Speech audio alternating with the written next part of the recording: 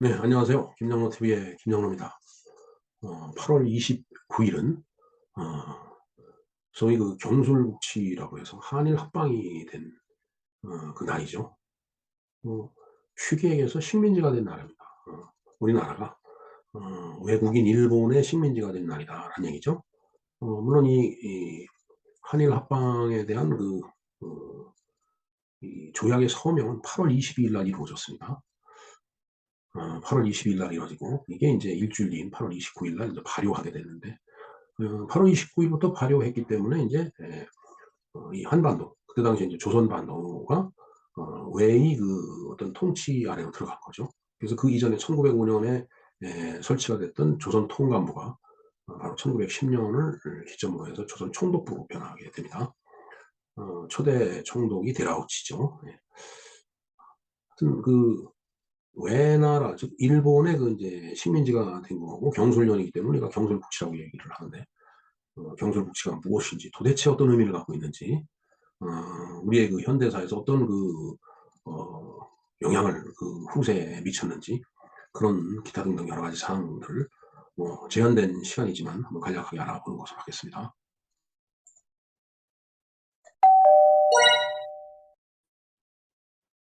네, 경술국치에 대해서 알아보겠습니다.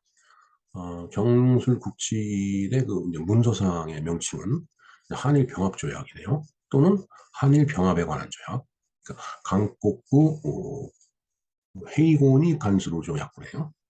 강곡구 헤이고니 간수로 조약. 한일 한국 병합에 관한 조약은 1910년 8월 22일 날 조인이 되어 8월 29일 날 발효가 된 거다라는 얘기죠.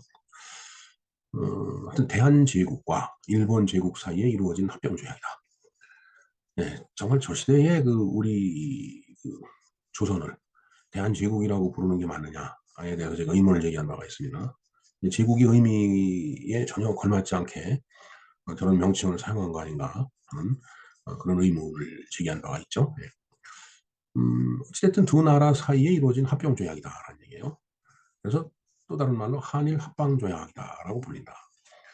저희들이 그 어려서 국민학교 다닐 때는 한일 합방이라고 배웠습니다. 지금은 뭐 경술국시라고도 쓰고 그다음에 뭐 강제 병합이니 뭐 이제 이런 얘기를 쓰는데 뭐 어찌됐든 저희들이 어렸을 때는 한일 합방이라고 이제 배웠죠. 예. 자, 대한제국의 내각 총리 대신 이완용, 예, 이완용이 어김없이 등장을 하네요. 이완용과 제3대 한국 통감인 데라우치 마사다케가 합법적인 회의를 거쳐 조약을 통과시켰으며, 예, 데라우치가 이제 3대 통감, 초대 통감이 이제 이토 히로부미죠. 3대 통감인 데라우치, 결국 초대 총독이 됩니다. 그래서 합법적인 회의를 거쳐 조약을 통과시켰으며, 합법적인 회의를 거쳤다고 하네요. 조약의 공포는 8월 29일에 이루어져 이날 일본 제국 천황이 한국의 국호를 고쳐 조선이라 칭하는 건과 한국 병합에 관한 조서를 공포함으로써 대한제국은 일본 제국이 식민지가 되었다. 참 아주 훌륭한 일을 한 거예요. 우리가. 저는 일본에 출장을 갔을 때 일본 애들이 우리는 한국이라고 얘기를 하면서 이제 이 한반도라고 얘기해요. 쟤네들은 조선한도라고 그래요. 조선한도. 조선반도다 이거죠. 그들이 지금까지 조선이라고 쓰는 이유가 여기에 있는 것 같아요. 한국의 국호를 조선이라고 칭했다. 대한제국, 뭐 한국 이게 아니고 참 정말 부끄러운 얘기입니다. 지금.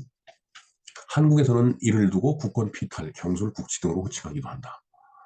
참, 그래서 국호를 갖다가 그냥 저렇게 무자비하게 그냥 이 조선이라는 그 이름으로 환원이 됐기 때문에 국권 피탈, 경술, 국치 이렇게 얘기를 한다. 참 부끄러운 얘기입니다.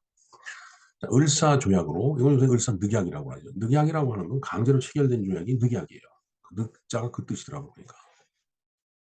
근데 전에 우리가 배울 때는 을사보호조약이라고 배웠습니다. 그러다가 이제 보호자가 빠지고 을사조약이 됐는데 어찌됐든 이 시트 표현대로 을사조약으로 외교권을 일본에 양도하고 1905년에 우리가 외교권을 일본에 넘긴 거예요. 또 보호국이 되었고 정미 7조약으로 군대를 해산당하고 예, 그래서 이제 8월 1일 날이 그 남대문 전투가 있었다라고 이제 방송을 했었죠.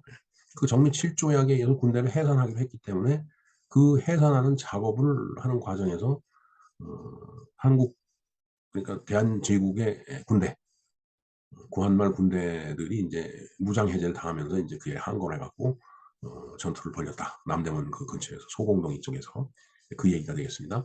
그다음에 기후각서로 사법권과 감옥 사무까지 이룬 대한제국은 세상에 사법권과 감옥 사무를 이뤘는데 무슨 대한제국이에요. 참 진짜 너무 제가 자주 섞인 얘기를 하는 건지 모르지만 정말 참 한편 안타깝고 한편 화가 나고 이제 그런 지금 상황이에요. 결국 일본 제국의 강제 병합되었고 일제 강점기가 시작이 되었다. 예. 강제 병합이 되었다라고 이제 얘기를 하고 있습니다. 좀 뒤에 다시 이제 보도록 하고요. 한편 병합 조약 직후 황현, 한규설, 이상설 등 일부 지식인과 관료층은 이를 일방적 압력에 이루어진 늑약으로 보고 극렬한 반대 의사를 보였고 한일 병합 후 14만 명이 독립운동에 참여하였다. 예, 뭐 그거마저도 안 했으면 정말 참 안 되죠. 사실은 강아지가 화를 내고 있네요. 예. 자 그러면은 여기 한일 병합 조약이라고 되어 있습니다. 우리 위키백과의 그 자료를 한번 보도록 하겠습니다. 예. 뭐 이 위에 나와 있는 내용들은 조금 전에 설명드린 그 내용과 대동소이합니다. 그럼 한일 병합 그 조약의 전문을 우리가 한번 볼 필요가 있습니다. 한국 황제 폐하와 일본국 황제 폐하는 두 나라 사이에 특별히 친밀한 관계를 고려하여 정말 친밀했었던가 봅니다. 상호 행복을 증진시키며 정말 참 행복했겠죠. 동양의 평화를 영구히 확보하자고 하며 이 목적을 달성하고자 하면 한국을 일본국에 병합하는 것이 낫다는 것을 확신하고 이에 두 나라 사이의 합병 조약을 어, 체결하기로 결정하였다. 글쎄 이 내용으로 봐서는 뭐 늑약이니 뭐 이런 내용이 아니에요. 얼마나 아주 멋있는 미사여구예요. 친밀한 관계를 고려했고 상호 행복을 증진시켰고 동양 평화를 확보하고 병합하는 것이 훨씬 낫다라는 것을 확신을 하고 조약을 체결했다라고 이렇게 돼 있는데 이 정말 그게 제가 조선이 나라를 빼앗긴 게 아니고 나라를 넘긴 거다라고 하는 얘기가 바로 이런 얘기들입니다. 자, 이를 위하여 한국 황제 폐하는 내각 총리 대신 이완용을 일본 황제 폐하는 통감 자작인 사내정이 데라우찌입니다. 데라우찌 마사다케를 각각 그 전권 위원으로 임명하는 동시에 위의 전권 위원들이 공동으로 협의하여 아래에 적은 모든 조항들을 협정하게 한다. 뭐 전권 위원이네요. 그야말로 뭐 저렇게까지 그 권한을 양도해놓고 이게 참 뭐라고 얘기하기도 그냥 어려운 그 문구가 써 있다라는 얘기예요 지금. 자, 첫 번째 한국 황제 폐하는 한국 전체에 관한 일체 통치권을 완전히 또 영구히 일본 황제 폐하에게 양해함. 아주 훌륭하죠. 네? 완전히 또 영구히 이게 나라를 넘겨주는 거지 이게 나라를 빼앗긴 겁니까 이게. 네? 두 번째 일본군 황제 폐하는 앞 조항에 기재된 양해를 수락하고 또 수락을 하네요. 일본군 황제표 덴노 핵각께서 완전히 한국을 일본 제국에 병합하는 것을 승낙하고 아이고 참 나라를 넘겨주는 것까지 승낙을 받았네요. 참 훌륭한 참 훌륭한 참 고종 폐하입니다 진짜. 일본국 황제 폐하는 한국 황제 폐하, 태황제 폐하, 황태자 전하와 그들이 황후, 황비 및 후손들로 하여금 각기 지위를 응하여 적당한 존칭, 의신과 명예를 누리게 하는 동시에 이것을 유지하는데 충분한 세비를 공급함을 약속하고. 자, 이 말이 말이죠. 그러니까 우리가 저 종로에 가면 그 종묘가 있죠. 종묘사직이라는 말이 있습니다. 그 종묘사직을 지키기 위해서 나라를 넘겨준 거예요.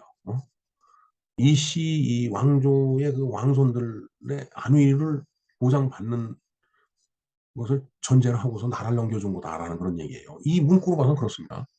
그리고 명예를 누린다고 그랬어요. 아주 적당한 존칭, 우이신, 명예. 참 훌륭합니다. 그리고 우리가 36년 동안 압박을 받고 정말 수탈을 당했다라고 얘기를 하는데 그 이씨 왕 그 고종을 비롯한 그 왕족들 그 밑에 그 자손들 그것을 유지하는데 충분한 세비를 공급함을 약속한다. 월급을 받았다는 얘기예요. 일본 정부로부터. 이거 해방될 때까지 받은 걸로 알고 있어요, 제가. 참, 온 세상에 한일 합방 조약문이 이렇게 명백하게 있는데 우리가 배운 역사가 뭔지 저 잘 모르겠습니다. 솔직한 얘기가. 네 번째요. 일본국 황제 폐하는 압조항 이하의 한국 황족 및 후손에 대한 상당한 명예와 대우를 누리게 하고 또 이를 유지하기 위해서 필요한 자금을 공유함을 약속하고. 참 정말. 그러니 이게 뭐 영친왕이 일본에 가서 뭐 이방자 여사하고 뭐 어떡하고 뭐 덕혜공주가 어떻고 참, 참 답답한 얘기입니다. 5번째 볼까요? 일본국 황제 폐하는 공로가 있는 한국인으로서 특별히 표창한 것이 적당하다고 인정되는 경우에 영예의 자위를 주는 동시에 은금을 주는. 그러니까 을사오적이라고 얘기하는 사람들이 전부 자위를 받고 그 상금을 받은 거예요. 뭐 저렇게 해놓고서 마치 나라를 이완용이가 팔아먹은 것 같이 그렇게 얘기하는 얘기예요. 물론 이완용이가 한 얘기 잘했다는 얘기가 아닙니다. 뭐 그것도 죽일 놈이죠 사실은. 그러나 일본 정부로부터 충분한 보상을 다 받았어요. 그것도 모르고 어, 일반 백성들은 그냥 36년 동안 찢어지게 가난하고 욕먹고 오다 터지고 배우지도 못하고 이름도 일본 이름으로 바꾸고 그래 놓고서 지금 와 갖고 뭐 창씨 개명했다라고 뭐 친일파니 토착외군이 그렇게 얘기하는 그 놈들의 조상도 다 창씨 개명을 했어요. 그리고 그 인간들의 조상도 전부 일본의 앞잡이 역할을 한 사람들이 많다는 얘기예요. 지금 이걸 놓고서 뭐가 서로 네가 잘났네 누가 못났네 이런 걸 얘기할 입장이 못 된다는 얘기입니다. 좌고 우고 전부 다 무릎 꿇고 석고대죄하면서 사죄를 해야지. 정말 답답한 얘기죠. 자, 6번째 볼까요?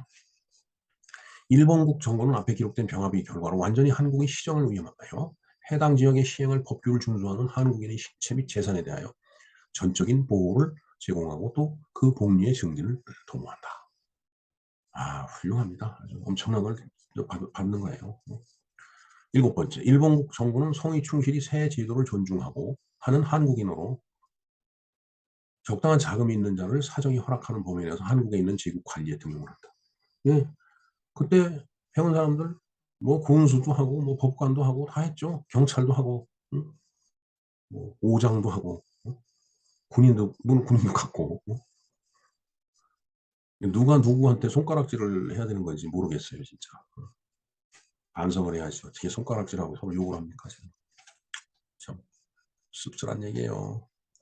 자, 본 조약은 한국 황제폐하와 일본 황제폐하의 재가를 받은 것이므로 공포일로부터 이를 시행함. 이 내용으로 보면은 비준이 필요 없는 비준을 이미 받은 거네요. 본 조약은 한국 황제폐와 일본 황제폐하의 재가를 받은 것이므로 공포일로부터 이를 시행함. 요즘은 국회가 있으니까 국회가 비준을 하지만 이런 조약을 그때 당시에는 그런 게 없으니까 왕이 재가를 하면은 비준이 된 거죠 그야말로. 그러니까 공포일로부터 시행 즉 오늘 8월 29일부터 이게 시행이 된 거예요. 그야말로 나라가 없어진 겁니다. 오늘 보고 8월 29일부로 1910년 8월 29일부로 말이죠.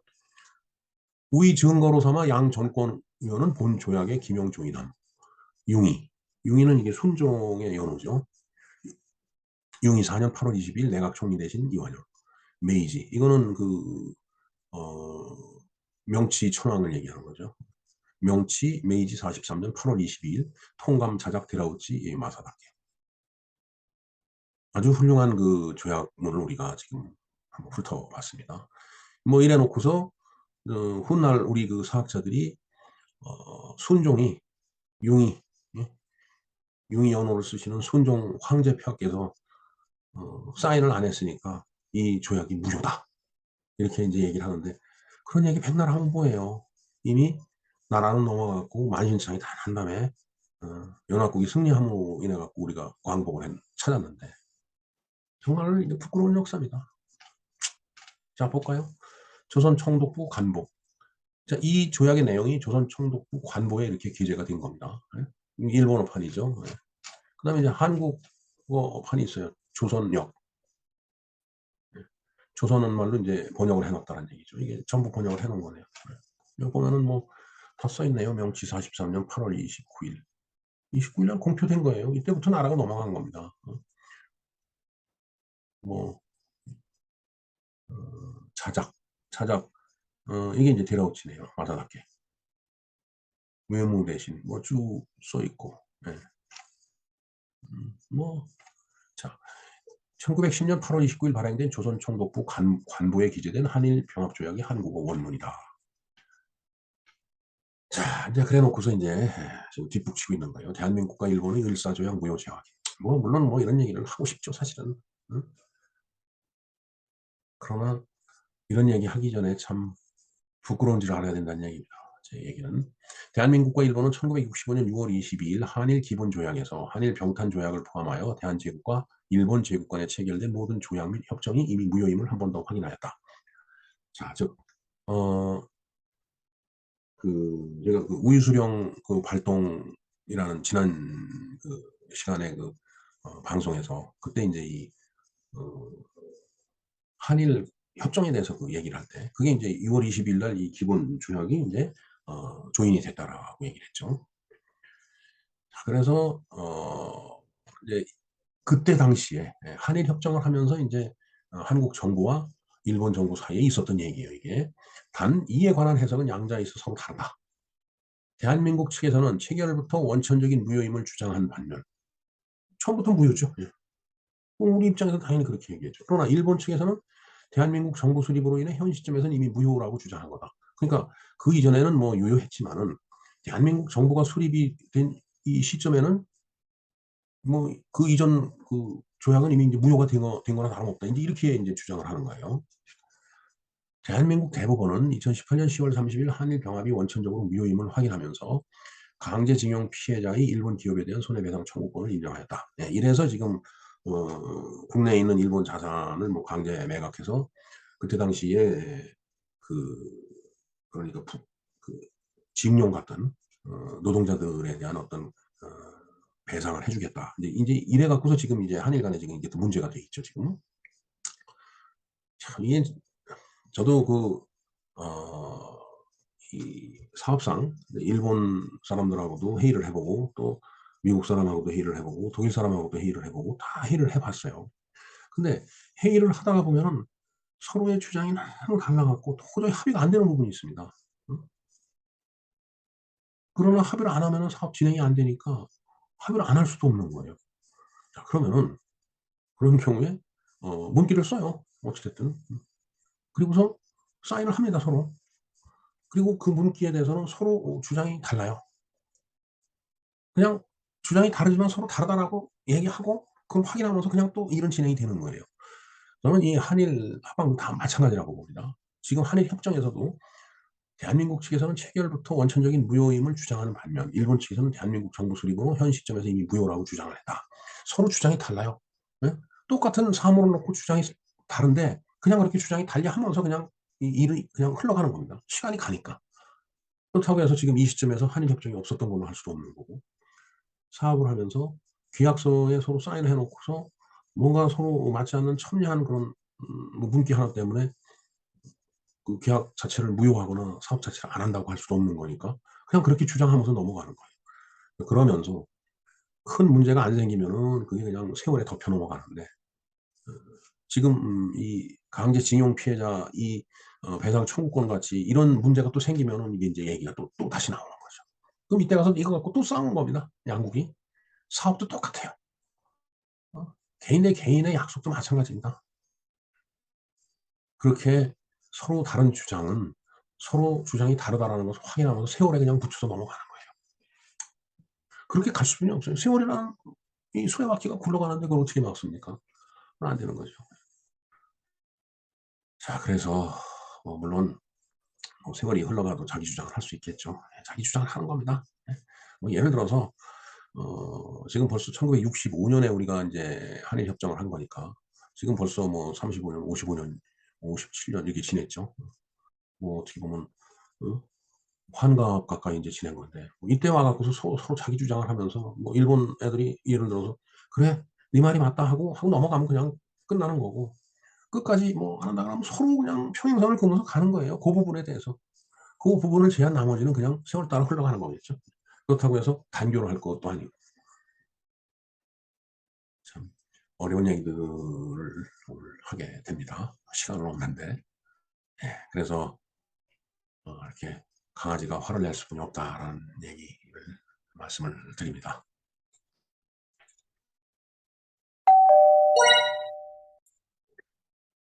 네, 이상과 같이 경솔국시, 즉 한일 합방에 대해서 우리가 알아보았습니다. 정말 생각하면 생각할수록 부끄럽고 화가 나는 우리의 이제 지나간 역사라고 저는 생각을 합니다. 다시는 이런 부끄러운 역사가 되풀이되어서는 안 되겠다라는 이제 그런 말씀을 드리고 싶습니다. 그러나 한 주간 잘못하면 이런 누구를 또다시 우리의 후손들에게 보일 수 있다라는 그런 차원에서 우리가 지나간 역사에 대해서 우리가 공부를 다시금 하면서 그 지나간 역사지만 그것이 우리 현대사에 어떤 영향을 미쳤는지 그런 것들을 진짜 다각도로 연구를 해서 우리의 나아갈 앞길을 갖다 이제 밝힐 필요가 있지 않나 하는 그런 이제 차원에서 이제 드리는 말씀이기도 하죠. 예. 자, 뭐 어찌됐든 어 좀 안 된 얘기지만은 이런 누구를 또 범하지 말라는 법도 인제 없다는 것이 인제 우리의 현실이죠. 그래서 우리가 지난 최근 몇 년간 살아온 우리의 길을 잘 생각을 해 보고 짧은 시간이지만은 지나간 시간을 되짚어서 곱씹어 볼 필요가 있다라고 생각을 합니다. 그래서 그런 21 세기를 우리가 인제 살아가고 있는 거죠. 네. 생각하면 생각할수록 정말 화가 머리끝까지 치미는 그런 아주 역사적 사실이기도 한 경솔국시, 또 다른 말로 표현해서 한일합방, 그다음에 한일합병, 뭐 이런 여러 가지 이제 말로 표현이 되는데 경솔국시에 대해서 우리가 오늘 알아보았습니다. 예, 김영로 TV의 김영로였습니다. 감사합니다.